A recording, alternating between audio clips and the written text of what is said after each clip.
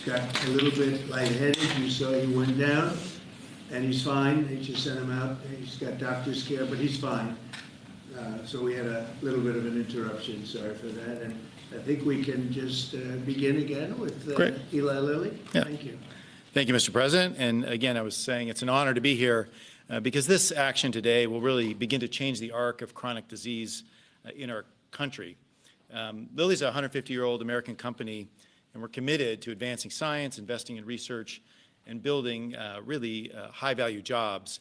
But today, I want to start by thanking the many Lilly scientists who pioneered breakthroughs like the ones we're talking about today, breakthroughs like tirzepatide or Zepbound, and also our manufacturing people who work around the clock to make supply possible for this kind of landmark announcement.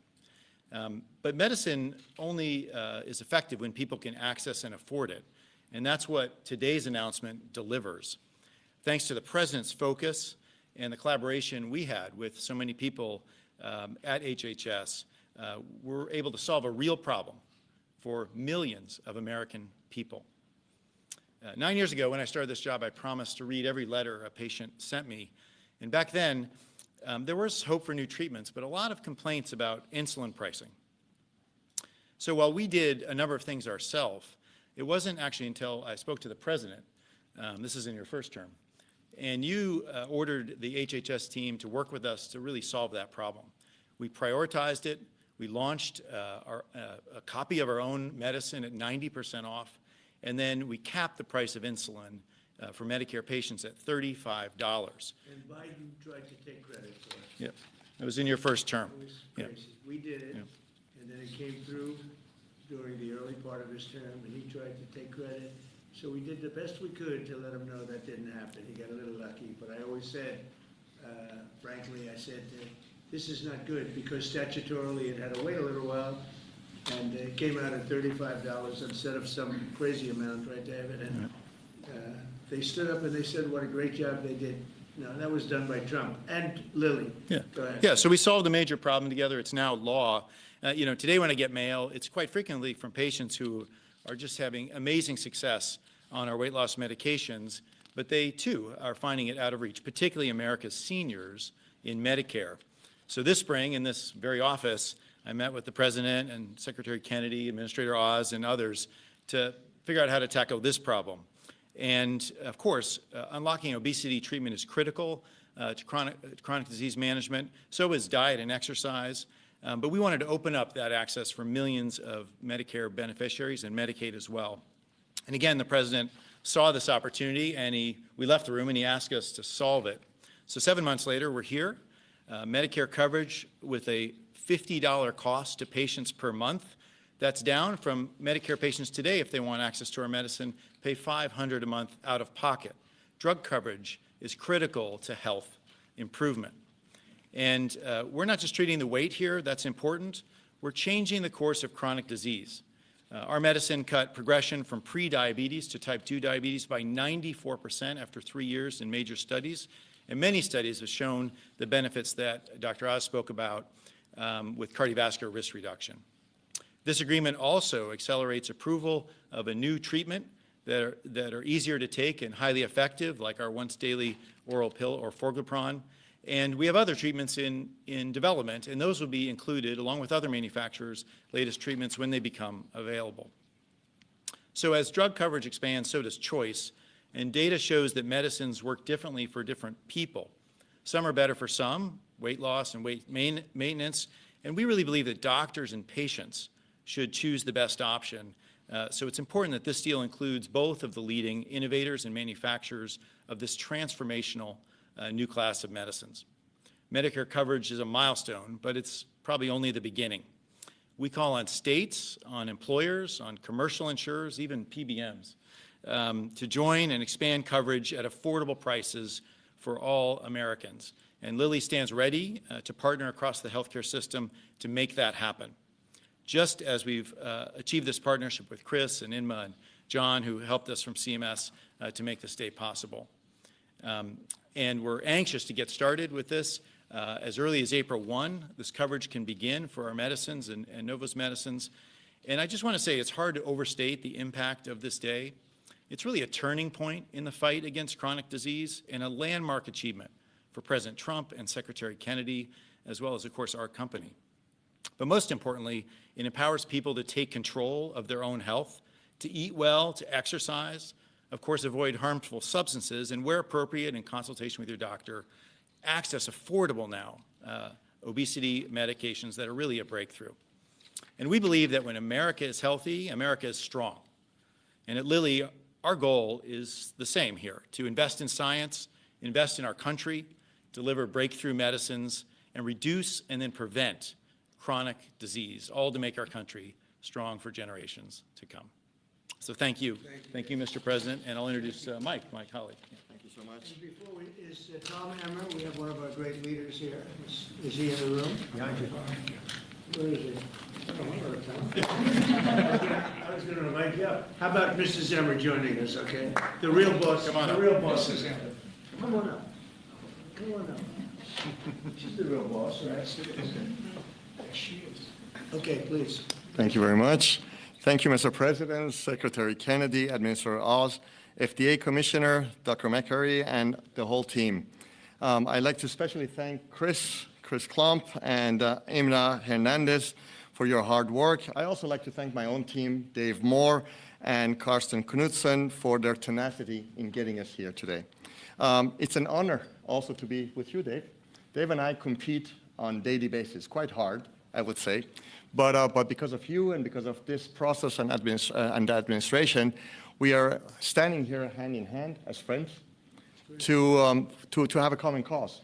And the cause is to really provide access to many millions of patients that yesterday did not have it. So I'm very happy to be here on this today, on today's pivotal moment. At Novo Nordisk, we believe that access to life-changing medicine should not be a privilege. It is a societal promise, and that promise today is becoming one step closer to a hope, to a reality, and we are very, very happy about it in our company. We are here because semaglutide is a unique molecule. Ozempic and Wegovy are unique medicines. I cannot remember any other time during at least my lifetime that another medicine has gotten as much attention and as much honor in the world scientific circle and has become a household name. It is very, very important that we're making this deal today. We're able to stand here with you, President, and your team to ensure broad, affordable access for all American patients, and that is truly exciting. It means not only providing hope, but also providing unique medicines to help Americans live healthier lives and longer lives. Novo Nordisk is proud to be an American success story. As a leader, in manufacturing, research, and creating a lot of jobs. Currently, we have already invested $24 billion over the last 10 years here, and these investments have created more than 10,000 jobs. And they have generated $21 billion of GDP just in 2024 alone. And today, as I'm standing here talking, cranes are up, as you would like to say, in North Carolina, because we're just expanding our North Carolina manufacturing site once again with $4 billion additional US.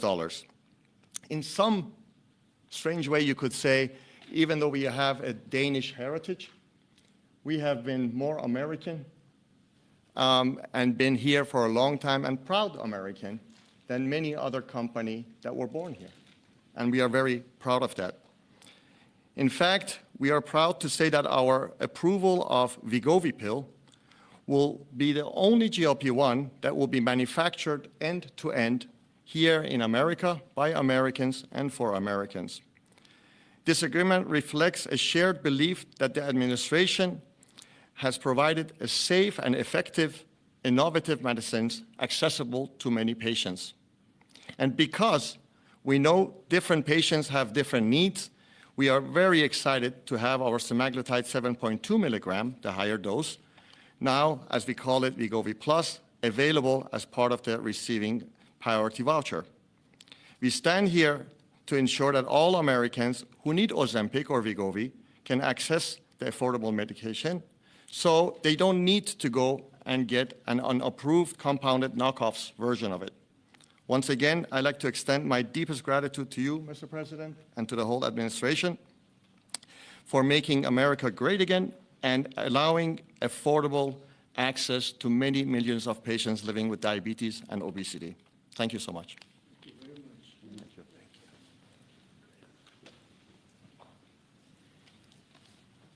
Anybody else?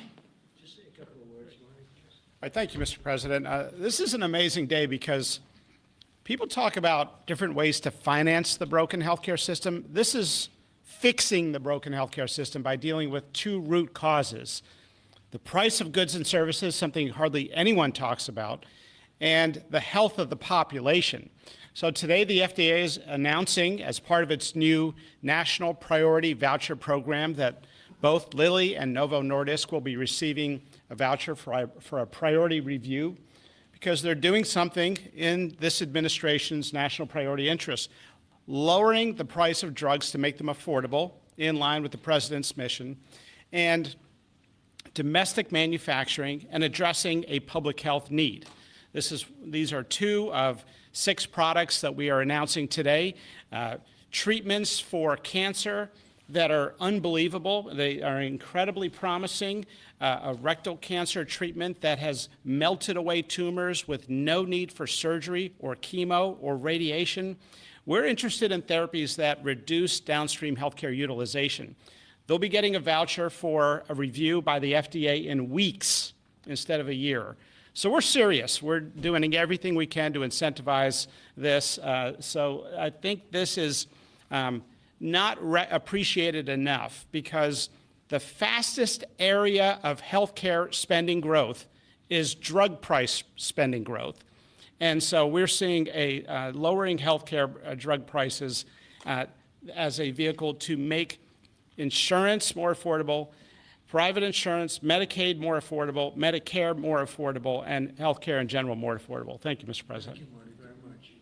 Any questions? Mr. President. Thank you, Mr. President. You said you were able to get this deal done and so many others because of tariffs.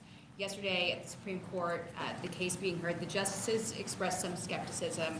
What is your plan if they end up making a decision that's not in your favor? Well, I'd rather discuss that later. I hope we're going to win that case. I think it's one of the most important cases in the history of our country. So much evolves around tariffs as a defensive mechanism for our country, as national security for our country. So I don't want to really discuss a ground two. This is so important. If you look at China, and I covered this yesterday, but if you look at China, by putting a large 100% tariff over and above the tariffs they already paid, they came to the table, they talked, we made a wonderful deal for everybody.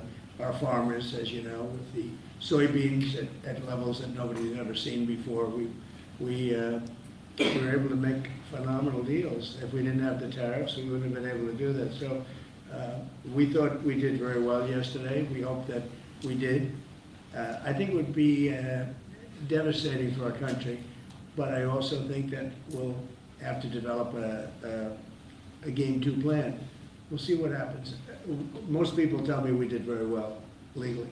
Mr. President, related to that, are you moving forward with any new tariff announcements before a decision from the Supreme Court? This is the best one, and we can do other things, but they're slow by comparison. It's like as an example, with the 100%, I was able to do it instantaneously when we were threatened by the rare earths, as you know, the magnets. And I did it instantaneously. It was a matter of seconds. And it was a matter of seconds that I got a phone call, let's work this out. We would have had not nearly the defense that we had.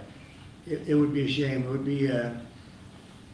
It would be somewhat catastrophic for our country, I have to be honest with you. I don't want to get too much involved, but what we've done, we're taking in hundreds of trillions of dollars. If you take a look at the numbers we're at $17 trillion right now. We're going to be at $21 trillion, about $21 trillion by the time I've finished my first year. Biden, as an example, the Biden administration was at less than $1 trillion for 4 years. We're going to be at $21 trillion for 1 year. In the history of the world, there's never been a country that's done that. Not China, not the US, not anybody. And a lot of that is because of the tariffs and the fact that the president is a competent president that knows how to use them. And I use them for national defense. Of the 8 wars I ended, I would say 5 or 6 were ended because of tariffs. I'll give you an example. If you take a look at India and Pakistan, they started to fight. They're 2 nuclear nations. They were shooting each other. 8 planes were shot down. There was 7, now it was 8, because the one that was sort of shot down is now abandoned. And 8 planes were shot down. And I said, listen, if you guys are going to fight, I'm going to put tariffs on you. And they both went, they were not happy about that. And within 24 hours, I settled the war. If I didn't have tariffs, I wouldn't have been able to settle that war. So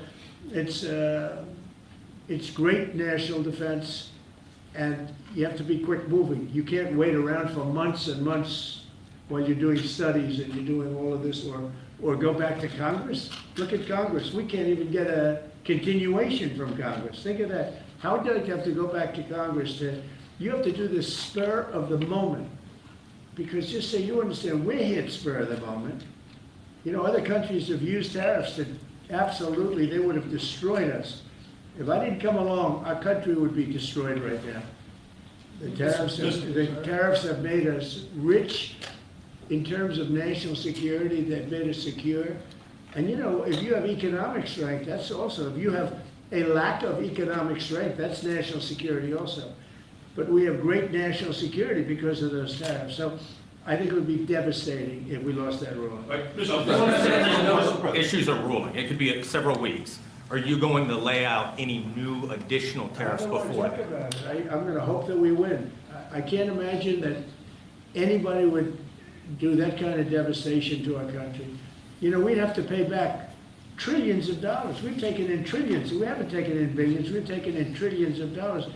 We've made trade deals based on that give us, as an example, European Union, $950 billion. Japan, $650 billion. South Korea, $350 billion.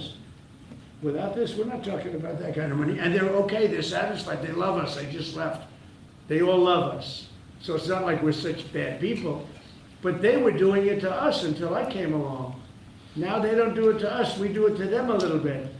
But if they took this away, we would be defenseless against tariffs from other countries. On employer plans and individual plans who also don't have access to GLP-1s, what can you do to make those insurers and PBMs get these same prices so they can put access for those I'll folks? ask Oz or Bobby that question.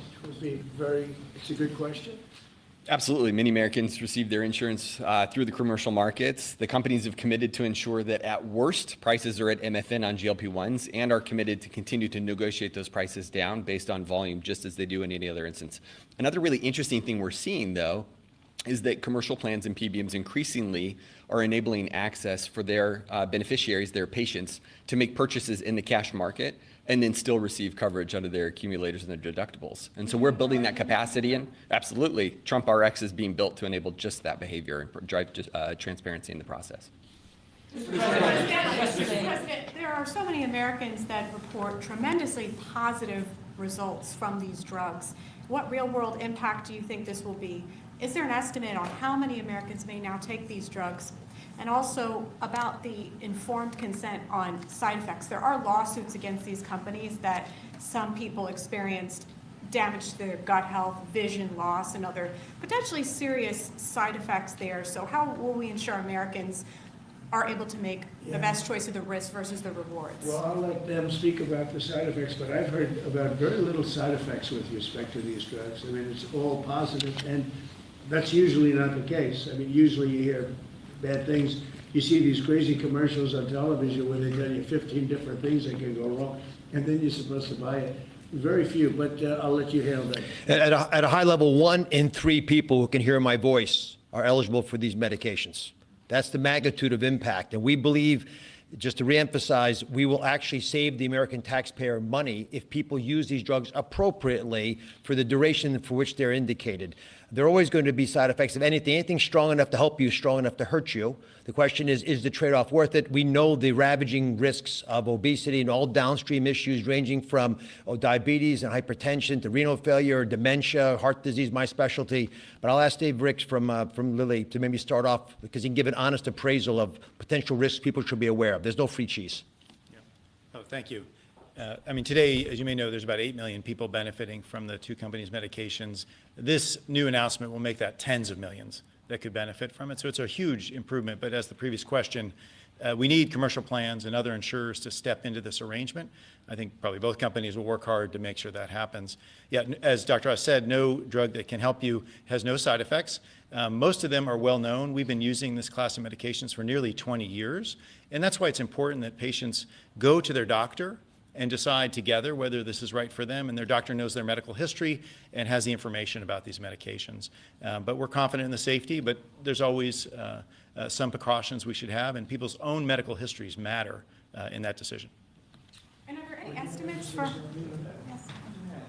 What I would like to say is also that, of course, in my speech, I made a comment that what happened today allows us and Lilly to provide medications to millions and millions more than they are getting it today. Today, a lot of those patients are trying to go out there and take the knockoff versions of these medications, mainly because they were cheaper than our medication. With the reduction of the price, hopefully many of these patients don't need to choose their safety over their wallet and now are able to find the real thing at a very decent price. Is that a big problem for you, knockoffs? Sounds like it might be. It has been, yes. It has been. But on the other hand, of course, patients have to be able to afford it. So it has been also our job to make sure that affordability. Are the knockoffs dangerous? The knockoffs are not FDA, the API, the raw ingredient that goes into them, are not FDA approved. So nothing is as good as the original. Yeah, I know that. Yesterday in the Supreme Court, Chief Justice Roberts said that tariffs are taxes and that they're paid by Americans. He said this pretty clearly. And yet you're saying that this money is rolling in from other countries. How do you square those two? It is, it's coming in because they've charged us. You know, the same countries that you talk about are charging us massive amounts of money. If you look at the tariffs over the years that were put on our heads, there's a reason we're $38 trillion owed. Now that money's going to start coming down. But we had presidents that didn't know how to use tariffs. We had presidents that had no understanding of business. But if you take a look at what's happened to us, every country charges tariffs.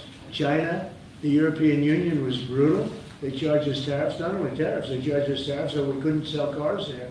We couldn't sell our product. They didn't want our agriculture. They didn't want our cars. Now they're taking our cars, and now they're taking our agriculture. You know, far more than money. It really is a defensive mechanism. If we didn't have tariffs, we would be unable to defend ourselves. So then do you agree then that Americans are paying those tariffs?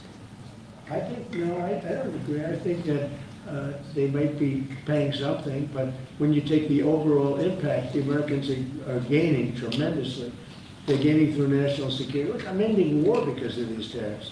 Americans would have to fight in some of these wars. They're gaining in national security. They're gaining in economics. They're gaining in so many different ways. And they're gaining in self-respect for our own country. Other countries used to laugh at us. They would charge us tariffs. Japan was charging us massive tariffs, and yet they wouldn't allow our cars to be sold in Japan. But they were selling 9 million cars here, but they wouldn't allow one car. Not one car was sold in Japan. They don't laugh at us anymore. This is really a matter of, this is national security. And by the way, going bankrupt is national security. You know, our country was really in trouble. Going bankrupt, and the difference between going bankrupt and thriving, that's also national security. When you go bankrupt, when you don't have any money, you have no national security. And we are thriving. I mean, all this money coming into our country that I told you about, the 17 trillion as of now, but it's going up rapidly. I was in Japan, and we have Toyota is coming in with $10 billion to build plants, operated by Americans, but building plants all over the United States. Well, They left, they took our plants. They sold cars in here without tariffs. They sold cars, we didn't charge them anything. They destroyed our auto industry. We lost 50%, 54% of our auto industry to other. We used to, if you go back into the 30s and 40s, we had 100% of the automobile business. Then it started getting chopped away. But Mexico, Canada, many countries, I mean, Canada fought us very hard. The ones that don't want us to win are foreign countries that we are able now to do very well with. Those are the ones that fight it. Those are maybe people that hate our country. I think it's the most important case maybe in the history of our country. This has been a major achievement for your administration, targeting the segment of our population that needs it the most, that has the highest obesity rates. You're making it affordable. You are truly saving lives. That's coming from the viewers that we've had in that 1 hour that we took a little bit of a break.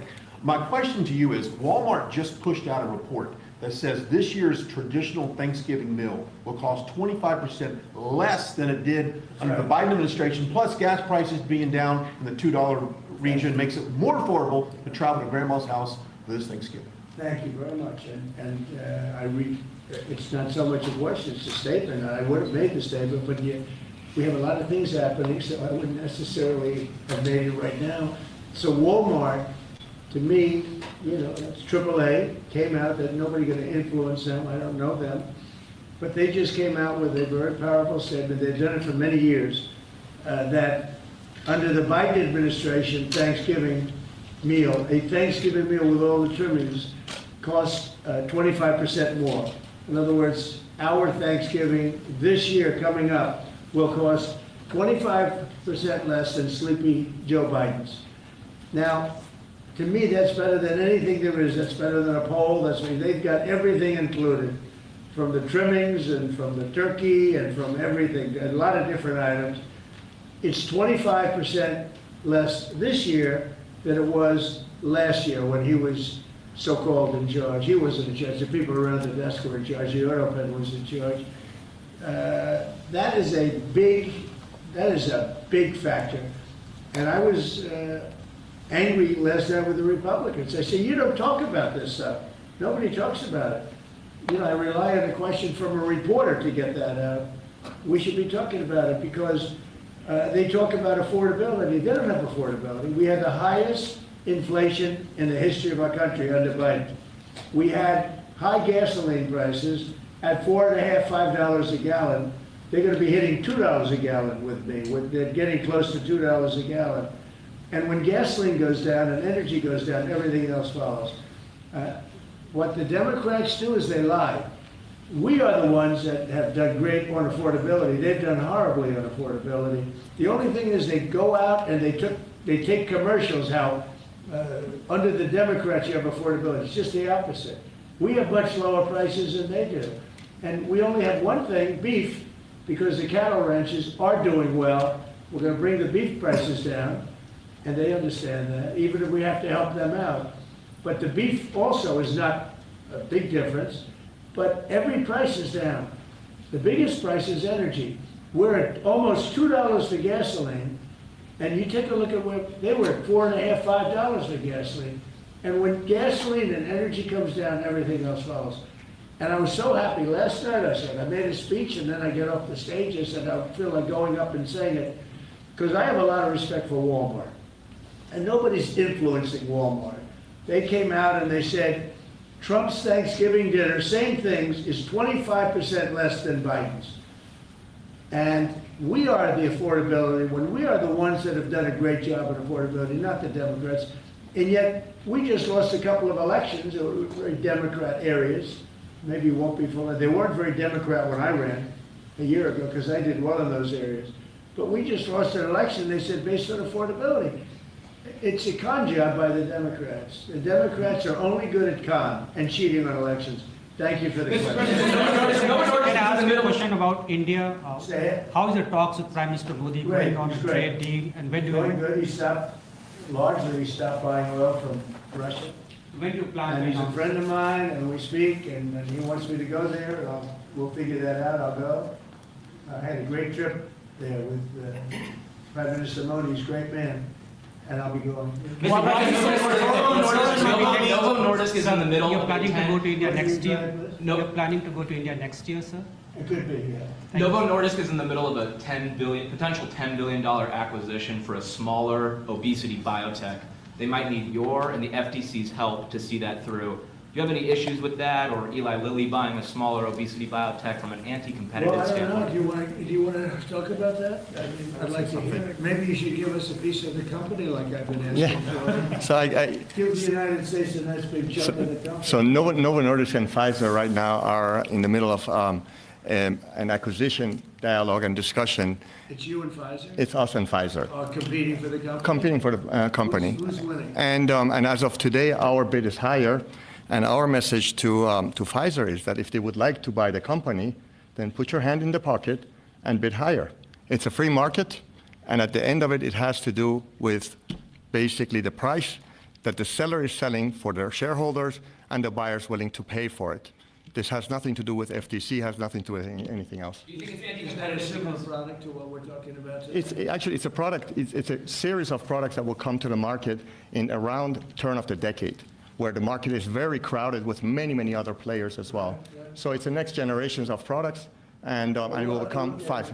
Yeah. Mr. President, Thank you. you're saying that Zoran Mandami, you said that, you called him a communist. You said that if he won, you would take drastic action against New York City. What kind of actions are you looking at, and will the ICE deportations continue? Well, I think you have to look. If he is a communist, there's not going to be a lot of activity. So you wouldn't need bridges and tunnels and all the different things that were being planned for New York, I think. And look, I hope New York does well. That's all I can say. I love New York. I grew up in New York. I did well in New York, always did well. And I hope New York does well. That's all. And ICE raids, will they continue? ICE raids, well, you want to get criminals out. If they're criminals, we want to get them out. Ideally, we wouldn't have to do them because he'll send the criminals out himself. But that seems to be unlikely. No, we have to get criminals out. Millions of people were let into our country from prisons and from mental institutions and drug dealers, a lot of drug dealers and murderers, 11,888 murderers. 50% of them committed more than one murder. And we want to get them out. So whether they're in New York or anywhere else, we want to get them out. We've created a great place in Washington. All you see the difference between what it was now and what it was a year ago under Biden. It was a death trap, and now it's people walk down the street, they have dinner, the restaurants are booming. Washington, D.C. is great. I will tell you, Memphis is doing really well too. You're hearing those reports. It's companies were going to move out. They're not going to move out anymore. We've done a great job, but we've only been there for 4 weeks. So we've done a great job with that. But they have killers in New York. We want to get them out. If they have murderers, if they have people from jails that they allowed out of their jails in order to save a lot of money, we want them out of here. We want to put them back in their jails, not our jails. Mr. President, my question in regards to TSA. Would you ever consider privatizing TSA? That question comes to us from our viewers all the time, and I told them I would ask you. I think of privatizing a lot of things, but generally speaking, you have government, and a lot of people don't like privatizing, but some things that they really do, they work out better privatized. But it is government, and sometimes government can be better.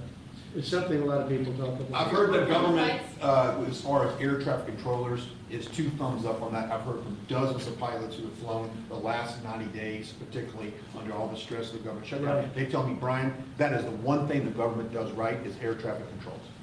Well, we're going to do it a lot better too, because we're going to buy a new system. It's under bid right now. Bid about 4 different companies, all top of the line, like these 2 great companies, except, in a slightly different field. And the air traffic control equipment is 45 years old. Buttigieg spent billions of dollars trying to fix it and didn't even use the right wire.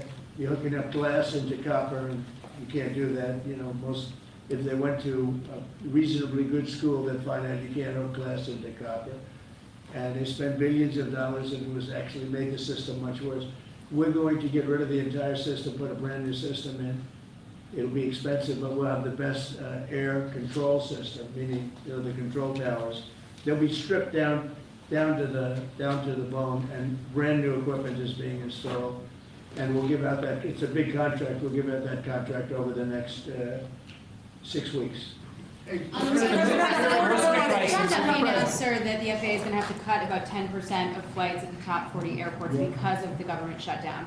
Are you at all concerned that it might not be safe to fly right now? And what do you tell people who are gearing up for Thanksgiving? Yeah, fair question.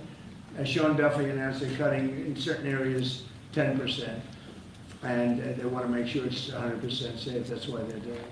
Mr. President, given these modifications that are being made to air travel, the other disruptions with the government shutdown, do you think it's time for Republicans in Congress to change their negotiating position at all?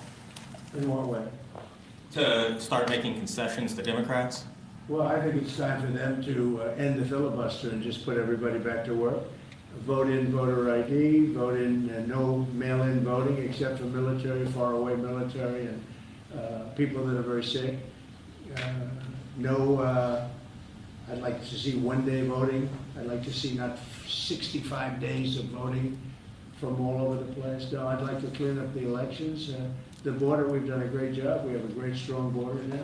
I'd like to see new rules on immigration that can be fair and good, you know. But rules that you'll never get, rules that they're never going to get. There's so many things we could put in, including tax cuts that we could get, and we could do it all ourselves. But to do that, you have to end the filibuster. The filibuster is, and they'll do it too. They'll immediately do it. You know, what they're gonna do is, what the Democrats will do is they're gonna make Puerto Rico a state. They're gonna make D.C. a state. They're going to pack the court. They're gonna end up with more electoral votes. They're gonna end up with 4 senators because of the 2 states. And they're going to do this 100%. They would have done it except Manchin and Sinema got in their way. They would have done it. So if they're going to do it, I would do it. I would do it before them. And you think that the longer this, the longer like Israel. Israel attacked first. That attack was very, very powerful. I was very much in charge of that. When Israel attacked Iran first, that was a great day for Israel because that attack did more damage than the rest of them put together. What I'd like to see is, I'd like to see voter ID. Who wouldn't approve voter ID? The Democrats. Why wouldn't they approve it? Because they cheat. There's only one reason not. We don't have voter identification. And we should have it. If we got rid of the filibuster, in one day you'd have voter identification. The only reason they don't want it is because they cheat. Tax credits, there's some people on Republicans who would also like to see the ACA tax credits extended for middle-class folks who are buying insurance on their own. Where do you weigh in on that? Well, I don't weigh in, but we're looking at all of that right now. We're looking at all of it. There are a lot of great ideas out there, including for healthcare, because Obamacare is a disaster. The Obamacare premium is going to go up 17 or 18%, and that's not my fault. I didn't want Obamacare. That's the fault of the people that put it in, the Democrats. And now they want it subsidized further. But you know, where you take it from them, you take it from a lot of other people. We could have much better health care at a much lower price. Mr. President, are you doing all of these drug pricing announcements with another company, or is this the last we're going to see for a little while? About drug pricing, deals. Oh, no, everybody's involved, and we're going to get low pricing from, all companies are being involved. We are now going to have, with all drugs, the lowest price anywhere in the world. That's the price we're going to have. And will you have That's called favored nations. We were stupid nations before. We paid 10 times more, sometimes 15 times more than they were paying in Europe and other places. So that was really stupid. In 2 years, these will go down, the injectable prices will go down to $250, I believe, but American patients might still look at European prices and say, these aren't quite low enough to match that. What would you say in response to people? Because as far as I'm concerned, we're at favored nations. If Europe is paying less, then now there could be other reasons. There could be a distribution, et cetera, et cetera. It's harder to get to, but outside of pretty minor things, this is favored nations. We are going to be paying the lowest price in the world, outside of some nations that are stone cold bankrupt, have no money, and people make contributions of medicines to those nations, including us. But we're going to have the lowest prices anywhere in the world. And your drug prices will go down 600, 700, 800%, and I'll be given no credit for it, because I never get credit for anything, but nobody else could have done this. So Michael, how does the drug price go down? Statement on